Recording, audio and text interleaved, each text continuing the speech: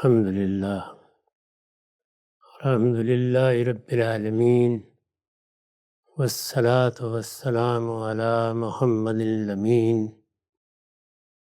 أعوذ بالله من الشيطان الرجيم بسم اللہ الرحمن الرحیم۔ خواتین و حضرات، ہم سورہ شعراء کی آیت 165 سے درس کی ابتدا کر رہے ہیں۔ سیدنا لوط کی سرگزشت زیر بحث ہے۔ اس سرگزشت کی ابتدا بھی اسی طریقے سے ہوئی ہے جو پیچھے تمام پیغمبروں کی سرگزشت کے بیان کے لیے اختیار کیا گیا ہے۔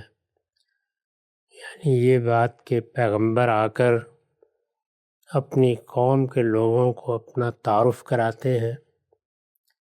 یہ تعارف ہمیشہ دو ہی پہلوؤں سے ہوتا ہے۔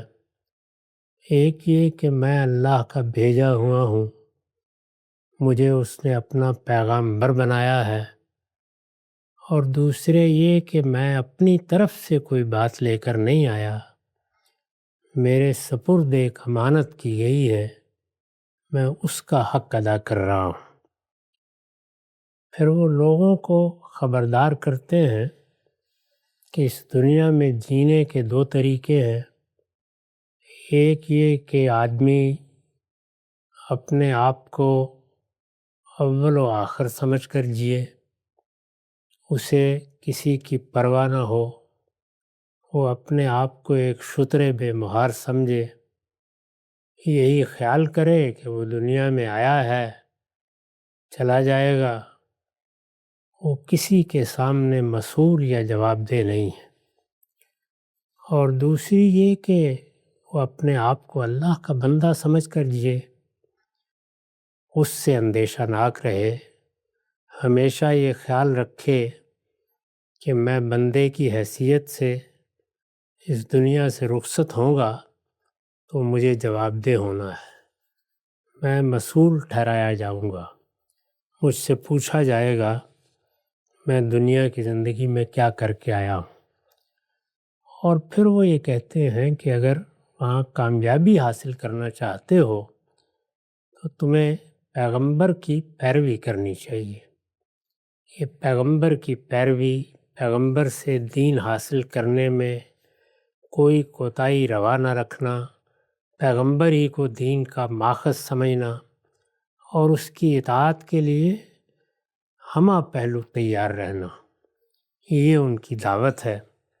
اور وہ صاف صاف بتا دیتے ہیں کہ ہم تمہاری خیر خواہی کا حق ادا کر رہے ہیں، ہم تم سے کوئی معاوضہ نہیں چاہتے، کوئی اجر نہیں چاہتے، ہمارا اجر اور ہمارا صلہ وہ ہمارے پروردگاری کے پاس ہے۔ یہ دعوت کا خلاصہ ہے۔ قرآن مجید نے یہاں اس کو ذہنوں میں راسخ کر دینے کے لیے یہ طریقہ اختیار کیا ہے کہ ہر پیغمبر کی دعوت ان الفاظ میں کوئی تغیر کیے بغیر بیان ہی اسی طرح پیش کر دی ہے جس طرح ہم ایک کے ہاں پڑھتے ہیں پھر دوسرے کے ہاں پڑھتے ہیں۔ اس دعوت کو پیش کر دینے کے بعد وہ البتہ ان چیزوں کے بارے میں اپنی قوم کو متنبع کرتے ہیں جن میں وہ مبتلا ہوتی ہیں۔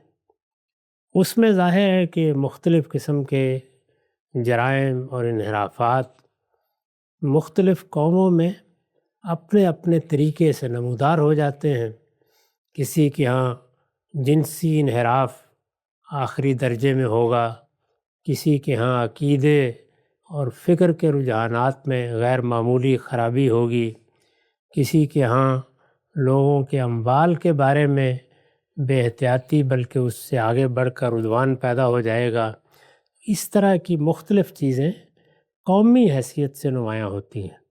یہاں جن جرائم کو موضوع بنایا جاتا ہے وہ قومی جرائم ہیں، یعنی کسی قوم میں علی سبیل تغلیب کیا نوعیت ہے، زیادہ غلبہ کس چیز کا ہے، کون سی چیز ہے جو سب سے بڑھ کر توجہ دلانے کے قابل ہے، اس کو وہ موضوع بنا لیتے ہیں۔ تو یہاں قوم لوط کے معاملے کو اب ان کے حوالے سے زیر بحث لایا گیا ہے۔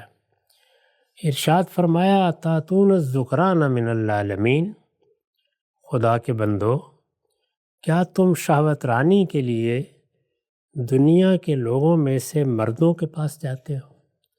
یعنی انسان میں جو جبلی تقاضے رکھے گئے ہیں ان سے ہم سب واقف ہیں۔ وہ بڑے بڑے تقاضے وہی ہیں جن کو ہر شخص بالبداہت محسوس کرتا ہے، کھانا ہے، پینا ہے، اسی طرح سے جنسی لذت کا حصول ہے۔ یہی چیزیں ہیں جن پر پھر روزے میں پابندی لگا دی جاتی ہے۔ یعنی ان جبلی تقاضوں کو انسان اللہ کے حکم پر پورا کرنے سے انکار کر دیتا ہے۔ یہی 3 چیزیں ہیں۔ خدا کے بندوں کیا تم شہوت رانی کے لیے دنیا کے لوگوں میں سے مردوں کے پاس جاتے ہو؟ اللہ تعالیٰ نے ہر تقاضے کو پورا کرنے کے لیے انسان کو راستہ دکھایا ہے۔ یہ راستہ اس کی فطرت کا تقاضا ہے، یعنی کھانا ہے، پینا ہے، اسی طرح سے جنسی تسکین حاصل کرنی ہے۔ اللہ تعالیٰ نے انسان کی تخلیق کے موقع پر اس کے داعیات بھی رکھ دیے ہیں، ان داعیات کو پورا کرنے کا سامان بھی کر دیا ہے، اور انسان کے اندر یہ چیز بھی رکھ دی ہے کہ وہ ان تمام تقاضوں اور داعیات کو پورا کرتے ہوئے خبیث اور طیب کا فرق ملحوظ رکھے۔ یعنی کیا چیز ایسی ہے جس کے اس کو قریب نہیں جانا چاہیے، کیا چیز اس کی فطرت کے خلاف ہے، کیا چیز اس کی فطرت کے تقاضوں کے عین مطابق ہے، کیا چیز اس کے مجموعی وجود سے ہم آہنگ ہے، اور کیا چیز ہے کہ جو انحراف تر انحراف ہے۔ یہ انحراف تر انحراف، یہ فطرت کے راستے سے گریز، یہ مختلف طریقوں سے انسان کا انہی ضروریات کو پورا کر لینا، جن ضروریات کو پورا کرنے کی راہ اللہ تعالیٰ نے متعین کر دی ہے، یہ کس لیے ہے؟ امتحان کے لیے۔ چنانچہ اسی کو بیان فرمایا ہے کہ جب ہم نے انسانی نفس کو بنایا اور سنوارا، اس کو نقص سے درست کیا، تو فَأَلْهَمَهَا فُجُورَهَا وَتَقْوَاهَا، اس کے اندر یہ چیز الہام کر دی کہ وہ اپنے ان داعیات کو چاہے تو اللہ تعالیٰ کے بتائے ہوئے راستے سے پورا کرے، اور چاہے تو اس راستے کو چھوڑ کر انحراف اختیار کر لے۔ تو فجور کیا ہے؟ انحراف۔ تقویٰ کیا ہے؟ حدود آشنائی۔ تو یہ چیز ہے جس کو اللہ تعالیٰ نے شعور کے حد تک اس کے اندر ودیت کیا، الہام کر دیا، اور پھر اس کی رہنمائی فرمائی کہ وہ ان میں سے اپنے ارادے اور اپنے انتخاب کے ساتھ طے کرے کہ اسے کیا راستہ اختیار کرنا ہے۔ چنانچہ اسی کو مختلف موقعوں پر بیان بھی کیا جاتا ہے۔ یہ وہ چیز ہے جس کو ہم نے سمجھانے کی صحیح کی ہے کہ اللہ تعالیٰ کا دین اور اس کی ہدایت اصلاً انسان کی فطرت ہے۔ اللہ تعالیٰ نے اسی لیے سورہ روم میں بڑی وضاحت کے ساتھ یہ بتایا ہے کہ یہ دین کوئی الگ تقاضے لے کر نہیں آ گیا۔ فطرت اللہ التی فطر الناس علیہا ذالک الدین القیم، یعنی اللہ کا سیدھا دین، اللہ کا وہ دین جو اس نے بندوں کے لیے پسند فرمایا ہے، وہ اس کی بنائی ہوئی فطرت ہے، اور تم سے اس کے سوا کوئی تقاضا نہیں کیا گیا کہ لا تبدیل لخلق اللہ، اللہ کی بنائی ہوئی اس فطرت میں کوئی تبدیلی نہ کیا کرو۔ توحید بھی اللہ کی بنائی ہوئی فطرت ہے، یعنی انسان جب اپنے آپ کو ہر طرح کے توہمات سے نکال کر خالص عقل کی رہنمائی میں فیصلہ کرتا ہے تو وہ توحید کے سوا کوئی فیصلہ نہیں کر سکتا۔ چنانچہ توحید فطرت ہے۔ اسی طرح کا معاملہ جنسی جذبات کی تسکین کا ہے۔ اللہ نے اس کے لیے ایک راہ بنائی ہے، اور اس کے لیے بڑا اہتمام کر کے وہ راہ بنائی ہے۔ اس اہتمام میں یہ نہیں کیا گیا کہ انسان کو ایک ہی جسم اور ایک ہی وجود دے کے پیدا کر دیا، اسے 2 حصوں میں تقسیم کیا ہے۔ مرد بنائے ہیں، عورتیں بنائی ہیں، اور وہ سارے لوازم پیدا کر دیے ہیں جو اس تسکین کو اس کے منتہائے کمال پر پہنچا دیتے ہیں۔ یہ فطرت کا راستہ ہے، اس کو ہر شخص جانتا ہے۔ اس سے انحراف کر کے آدمی کچھ بھی کر سکتا ہے، لیکن اللہ کی بنائی ہوئی راہ یہی ہے۔ تو انہوں نے یہ کہا کہ خدا کے بندو، کیا تم شہوت رانی کے لیے دنیا کے لوگوں میں سے مردوں کے پاس جاتے ہو؟ وَتَذَرُونَ مَا خَلَقَ لَكُمْ رَبُّكُمْ مِنْ أَزْوَاجِكُمْ، اور تمہارے پروردگار نے تمہارے لیے جو تمہاری بیویاں پیدا کی ہیں انہیں چھوڑ دیتے ہو۔ یعنی یہ تو گویا فطرت کے راستے سے صریح بغاوت ہے، تم نے فجور اختیار کر لیا ہے، یہ کیا کر رہے ہو؟ اب ظاہر ہے کہ انسان اپنے آپ کو رشوت دے لیتا ہے اور یہ کہتا ہے کہ جنسی تسکین ہی ہے، اس طرح نہیں، اس طرح حاصل کر لی۔ اس پر تبصرہ کیا وَلَنْتُمْ قَوْمٌ عَادُونَ، یہ کوئی چھوٹی بات نہیں ہے، بلکہ تم ایسے لوگ ہو جو حد سے گزر گئے ہو، حد سے گزر گئے ہو۔ یہی چیز ہے جس کو قرآن مجید مقابل میں رکھ کر پھر تقوی کی تلقین کرتا ہے۔ تقوی کیا ہے؟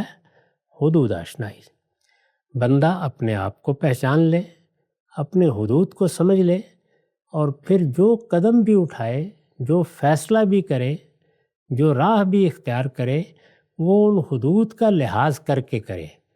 وہ یہ کرے گا تو وہ متقی ہے، وہ تقوی کی راہ اختیار کرنے والا ہے، اور اگر وہ ایسا نہیں کرتا تو وہ عدوان کی راہ اختیار کرنے والا ہے۔ اوپر یہ واضح ہو گیا کہ پیغمبروں کی دعوت کا خلاصہ یہی ہے، یعنی تقوی کی راہ اختیار کرو، اور اس کے لیے جہاں کہیں کوئی شبہ پیدا ہو گیا ہے، کوئی ابہام ہے، تو پیغمبر کی اطاعت کرو۔ پیغمبر ہم نے اسی رہنمائی کے لیے بھیجے ہیں۔ تو یہاں پیغمبر نے انہیں توجہ دلائی، اور اس میں جو الفاظ استعمال کیے وہ کیا ہے؟ وَتَذَرُونَ مَا خَلَقَ لَكُمْ رَبُّكُمْ مِنْ أَزْوَاجِكُمْ، یہ بیان فطرت ہے، یعنی یہ دیکھنا، آنکھیں کھول کر دیکھنا، غور و فکر کر کے سمجھنے کی کوشش کرنا کہ میرے رب نے میرے لیے کیا راہ ہموار کی ہے۔ جس طرح ہدایت کی راہ کے لیے پروردگار کی طرف رجوع کیا جاتا ہے، میرے پروردگار نے کون سی صراط مستقیم دکھائی ہے، سواء السبیل کیا ہے، میرا مالک کیا کہتا ہے کہ مجھے کیا راستہ اختیار کرنا چاہیے۔ انسان اگر اپنی طرف سے راستے ایجاد کرتا ہے تو کرنے کو کر لے گا، وہ اپنے لیے کوئی راہیں نکالتا ہے، نکال لے گا، اس کے لیے بڑے سے بڑا فلسفہ بھی بنا لے گا۔ لوگوں کو اس کی طرف توجہ دلانے کے لیے اللہ تعالیٰ نے اس کو بڑی صلاحیتیں دی ہیں، ان کو استعمال کر کے کوئی شیطنت بھی برپا کر دے گا، لیکن وہ صحیح راستہ، وہ راستہ جو پاکیزہ ہے، جو منزل تک پہنچاتا ہے، جو ہدایت کا راستہ ہے، وہ اس کے پروردگار کا دکھایا ہوا راستہ ہے۔ تو یہاں جنسی معاملات میں بھی ما خلق لکم ربکم من ازواجکم کے الفاظ استعمال کیے ہیں، یعنی تمہارے لیے اللہ نے وہ کون سے جوڑے بنائے ہیں، وہ اندھوں کو بھی نظر آ رہے ہیں، ان کو دیکھو، وہ فطرت کا بتایا ہوا طریقہ ہے، وہ پروردگار کا بنایا ہوا راستہ ہے، اس پر چلو۔ ارشاد ہوا کہ جو اس پر نہیں چلتے وہ پھر کون ہیں؟ وہ قوم عادون ہیں۔ عدوان، زیادتی، حدود سے تجاوز، یہ کئی پہلوؤں سے ہوتا ہے، اور قرآن مجید نے اس کو جب بھی استعمال کیا ہے دونوں پہلوؤں کو نمایاں کیا ہے۔ یہی لفظ ظلم کا معاملہ ہے، یعنی انسان جب اپنے پروردگار سے انحراف کرتا ہے تو یہ بھی عدوان ہے، یہ بھی زیادتی ہے، یہ بھی حدود سے تجاوز ہے، اور جب وہ دوسرے لوگوں کے خلاف کوئی اقدام کرتا ہے تو یہ بھی عدوان ہے، یہ بھی زیادتی ہے، یہ بھی ظلم ہے۔ ان دونوں سے اس کو رکنا ہے، یعنی اس دنیا میں دو طریقے نہیں اختیار کیے جا سکتے، یہ اپنی روح میں کنسسٹنٹ ہے، اس میں تمام تعلقات و روابط کا آخری توازن ملحوظ رہنا چاہیے۔ پروردگار کی حیثیت سے، ماں باپ کی حیثیت سے، اعزہ اقربا کی حیثیت سے، قوم وطن کی حیثیت سے۔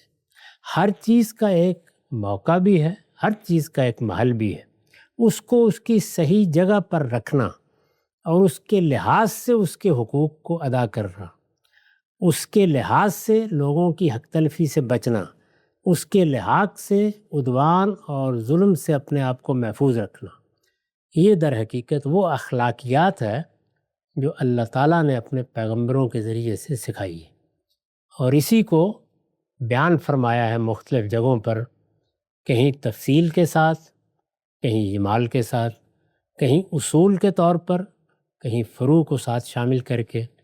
یہی وہ تعلیم ہے جو ہمیں دی جاتی ہے کہ ان اللہ یامر بالعدل والاحسان وایتاء ذی القربی وینہی عن الفحشاء والمنکر والبغی۔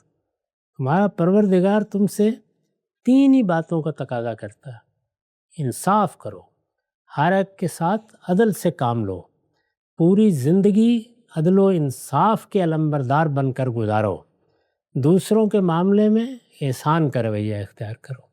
ان سے تم نے کیا چاہنا ہے؟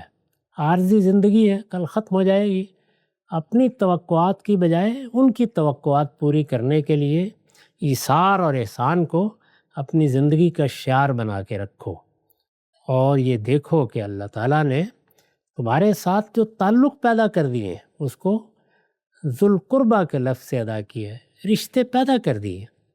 یہ رشتے ہیں جن کے اندر تم جنم لیتے ہو، جن کے اندر جیتے ہو، جن کے اندر ہی اور جن کے ہاتھوں میں اس دنیا سے رخصت ہو جاتے ہو۔ ان کا حق ادا کرتے رہا کرو، ان پر مال خرچ کرنا یہ تمہاری فطرت کا تقاضا ہے۔ اللہ انہی تین باتوں کی ہدایت کرتا ہے، اس کی ساری ہدایت انہی تین چیزوں پر منحصر ہے۔ اس کی تمام اخلاقی تعلیم کا مثبت طور پر، ایجابی طور پر یہی خلاصہ ہے۔ اور وہ کن چیزوں سے روکتا ہے؟ فرمایا کہ وہ تم کو حق تلفی سے منع کرتا ہے، وہ تم کو فواحش سے روکتا ہے، اور تم کو اس چیز سے روکتا ہے کہ تم عدوان اختیار کرو، زیادتی اختیار کرو، حدود سے تجاوز کرو، دوسروں کی جان مال آبرو کے لیے خطرہ بنو، اپنے حدود سے تجاوز کر کے اپنے پروردگار کے خلاف کھڑے ہو جاؤ۔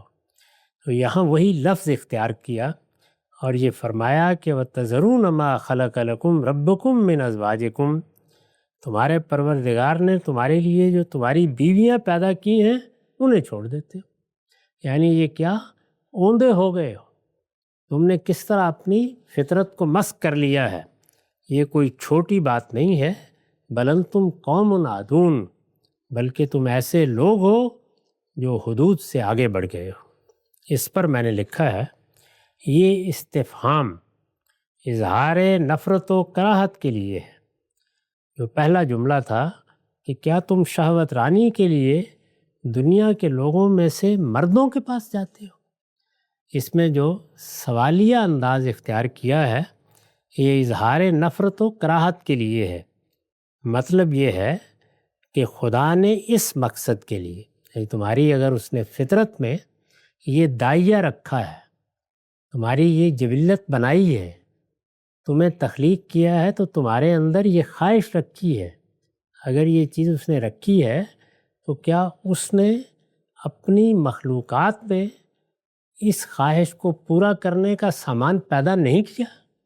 اس سامان کی طرف توجہ دلائی کہ اس نے تمہارے لیے بیویاں پیدا کی تھیں اس مقصد کے لیے۔ تم نے اپنی فطرت کو اوندا کر لیا۔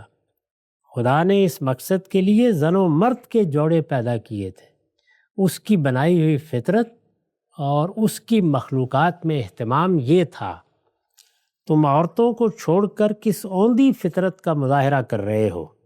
پھر لڑکے تو لڑکے تمہارے مرد تک اسی لعنت میں گرفتار ہیں۔ یعنی انسان جب اپنی زندگی کی ابتدا کرتا ہے تو اس کے شعور کو پختہ ہونے میں وقت لگتا ہے، اور شعور کی اس پختگی میں عقل اور جذبات کی بھی ایک جنگ برپا ہوتی ہے۔ اس میں چلیے کسی کے لیے کسی انحراف کو آپ گوارا کر لیں گے، لیکن یہ فرمایا کہ تمہارے ہاں تو مردوں نے بھی، یعنی جو شعور کی عمر کو پہنچ گئے، پختہ ہو گئے، ان مراحل سے گزر گئے جن میں کچھ انحراف گوارا کیا جا سکتا ہے، اس کے بعد بھی یہی روش اختیار کر رکھی ہے۔ یہ کیسا فساد طبیعت ہے جس نے تمہیں اس مرض خبیث میں مبتلا کر دیا ہے۔ اس نفرت و کراہت اور اظہار تعجب کی وجہ یہ ہے کہ زنا اپنے تمام مفاسد کے باوجود نفس انسانی کی بنیادی ترکیب میں کوئی خلل پیدا نہیں کرتا۔ یعنی جو جنسی تعلق کا فطری طریقہ ہے وہ اللہ کے حکم کے خلاف، یعنی جب اس کے قائم کردہ حدود سے باہر اپنی تسکین کے سامان پیدا کرتا ہے تو وہاں اگرچہ اللہ کی بنائی ہوئی فطرت سے انحراف نہیں ہوتا، لیکن اس کے حکم کی خلاف ورزی ہوتی ہے۔ کیوں؟ اس لیے کہ اس نے جو نظم بنایا ہے اس میں اس نے انسانوں کو پیدا کرنا ہے، ان کو ایک آغوش فراہم کرنی ہے، ان کے لیے ایک معاشرت بنائی ہے، اس سے انحراف ہوتا ہے۔ تو وہاں جرم کی نوعیت بالکل الگ ہے، گناہ کی نوعیت بالکل الگ ہے، لیکن یہ اختلال اور یہ فساد، لیکن یہ بیماری لاحق ہو جائے تو اس ترکیب میں خلل عظیم پیدا کر دیتی ہے۔ یعنی بنائی ہوئی اللہ کی بنائی ہوئی فطرت درہم برہم ہو جاتی ہے، اس کا نظم بگڑ جاتا ہے۔ تو یہ اس کی جانب توجہ دلائی، اور نہایت ہی بلیغ الفاظ میں چند جملے ہیں: اَتَأْتُونَ الذُّكْرَانَ مِنَ الْعَالَمِينَ وَتَذَرُونَ مَا خَلَقَ لَكُمْ رَبُّكُمْ مِنْ أَزْوَاجِكُمْ بَلْ أَنْتُمْ قَوْمٌ عَادُونَ۔ خدا کے بندو، کیا تم شہوت رانی کے لیے دنیا کے لوگوں میں سے مردوں کے پاس جاتے ہو، اور تمہارے پروردگار نے تمہارے لیے جو تمہاری بیویاں پیدا کی ہیں انہیں چھوڑ دیتے ہو؟ نہیں، یہ کوئی چھوٹی بات نہیں ہے، بلکہ تم ایسے لوگ ہو جو حد سے گزر گئے ہو۔ قالوا لئن لم تنتہی یا لوط لتکونن من المخرجین۔ وہ بولے کہ اے لوط، اگر تم ایسی باتوں سے باز نہ آئے تو یہاں سے لازماً نکال باہر کیے جاؤ گے۔ قرآن مجید کا جو طریقہ ہے وہ یہ کہ وہ پوری دعوت کا اس کے زمانے کے لحاظ سے بھی خلاصہ کر دیتا ہے۔ ابتدا میں کیا باتیں کہی گئیں، بعد میں کیا باتیں ہوئیں، درمیان میں کیا مراحل آئے، بحیثیت مجموعی کیا استدلال رہا، اس کو بیان کر دیتا ہے۔ تو پہلے یہ بیان کیا گیا کہ پیغمبر نے آ کے اپنا تعارف کیسے کرایا، اپنی بات کیسے پیش کی، اپنے آپ کو کس جگہ رکھ کر دعوت دی، پھر یہ بتایا کہ ان کی بیماری کیا تھی۔ میں نے عرض کیا ہے کہ وہ ہر قوم کی مختلف رہی ہے، اس میں ہر پیغمبر نے اس بیماری کو ہدف بنایا، اس کے بارے میں توجہ دلائی، انذار کیا، خبردار کیا۔ پھر وہ مرحلہ آ جاتا ہے جس میں قوم مختلف مراحل سے گزرتی ہے اور آخر میں یہ بتا دیتی ہے کہ وہ یہ بات سننے، ماننے اور اس پر عمل کرنے کے لیے تیار نہیں۔ اس مرحلے کو یہاں بیان کیا ہے۔ اس میں اتنی بات مقدر سمجھ لیجئے کہ انہوں نے یہ باتیں کہیں، بار بار توجہ دلائی، قوم نے جو کچھ گریز فرار کے راستے اختیار کرنے تھے وہ کیے، یہاں تک کہ پھر انہوں نے صاف صاف کہہ دیا۔ کیا کہہ دیا؟ اگر تم ایسی باتوں سے باز نہ آئے۔ یعنی اسی طرح ہمارے اس رویے پر، اس طرز عمل پر تنقید کرتے رہے، باز نہ آئے تو یہاں سے لازماً نکال باہر کیے جاؤ گے، یعنی ہم اپنی قوم سے تمہیں نکال دیں گے۔ یہ خاص طور پر انہوں نے اس لیے کہا کہ لوط علیہ السلام اس قوم کے فرد نہیں تھے، وہاں ان کا نکاح ہوا اور ان کا تعلق اپنی قوم کے ساتھ سحری تعلق تھا، یعنی جو نکاح کے رشتے سے تعلق پیدا ہوتا ہے وہ تعلق تھا۔ انہوں نے کہا کہ تم ہمارے ہاں آئے تھے، ہم نے تمہیں یہاں گھر بسانے اور گھر بنانے کا موقع دیا، اب اگر تم نے اس طرح کی باتیں کرنی شروع کی ہیں، وہ بھی ہم نے ایک عرصے تک سن لی، اگر یہی باتیں تمہاری جاری رہیں تو پھر تمہیں جیسے آئے تھے اسی طرح واپس جانا ہوگا۔ یہ میں پہلے عرض کر چکا ہوں کہ یہ ابراہیم علیہ السلام کے بھتیجے ہیں اور انہی کے ساتھ ہجرت کر کے نکلے تھے، اور پھر اس قوم میں ان کی شادی ہوئی، یہ اسی قوم کے ہو کر رہ گئے، انہوں نے اپنی دعوت بھی وہیں برپا کی، اللہ تعالیٰ نے یہ ذمہ داری بھی ان کو دی اور انہوں نے اس کو گویا اپنی ہی قوم کی حیثیت سے خطاب بھی فرمایا۔ اس پر میں نے لکھا ہے یہ الفاظ بتا رہے ہیں کہ اس طرح کی دھمکی وہ پہلے بھی دیتے رہے تھے. یہ جو انہوں نے کہا ہے کہ تم اس ایسی باتوں سے باز نہ آئے، تو یہ الفاظ بتا رہے ہیں کہ اس طرح کی دھمکی وہ پہلے بھی دیتے رہے تھے، لیکن اب انہوں نے دو ٹوک فیصلہ سنا دیا کہ اپنی زبان بند رکھو، ورنہ ہم جو کچھ کہتے رہے ہیں وہ کر گزرے. یعنی اگر تم نے اپنی دعوت ختم نہ کی، یہ پیغام پہنچانا بند نہ کیا، تو پھر یہی ہوگا کہ جو کچھ ہم پہلے کہتے رہے ہیں وہ اب ہم کر گزریں گے. یہ کر گزریں گے اس سے پہلے بھی بیان ہو چکا ہے کہ مختلف صورتوں میں ہوتا ہے. یہاں انہوں نے نکالنے کی دھمکی دی ہے، ہم اپنی قوم سے نکال دیں گے، اپنی بستی سے نکال دیں گے، جلا وطن کر دیں گے، یہاں رہنے نہیں دیں گے، یہاں تمہارا گھر بار ہے، اس کو چھوڑ کر تمہیں جانا پڑے گا. یہ باتیں ہم روز روز نہیں سن سکتے. اور بعض اوقات یہ ہوا ہے کہ جب قومی کے اندر سے کسی فرد نے، اور زیادہ تر وہی ہوا ہے، دعوت دی ہے، تو پھر انہوں نے بالآخر قتل کا فیصلہ کر لیا. رسالت مآب کے معاملے میں بھی یہی ہوا.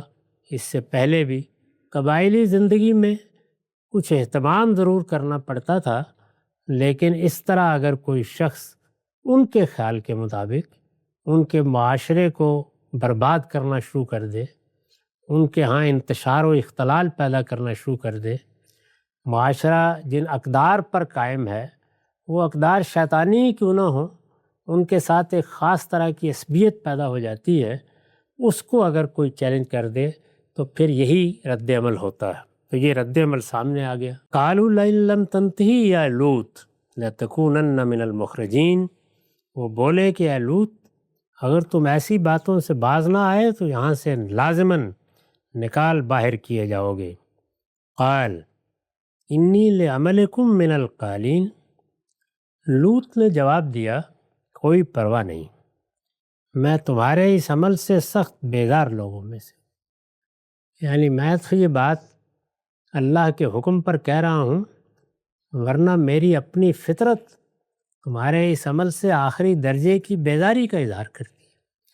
یعنی اگر یہ محض پیغام پہنچانے کا معاملہ ہوتا تو چلیے میں تمہاری بات سن لیتا، لیکن میں تو اپنی ذاتی سطح پر بھی انسان کی حیثیت سے مجھے جو صالح فطرت اللہ تعالیٰ نے عطا فرمائی ہے اس کی بنیاد پر بھی میں سخت بیزاری محسوس کرتا ہوں.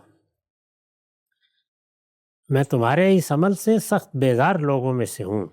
حاشیہ ہے یعنی ان لوگوں میں سے ہوں جن کی فطرت سلیم اور عقل مستقیم ہے.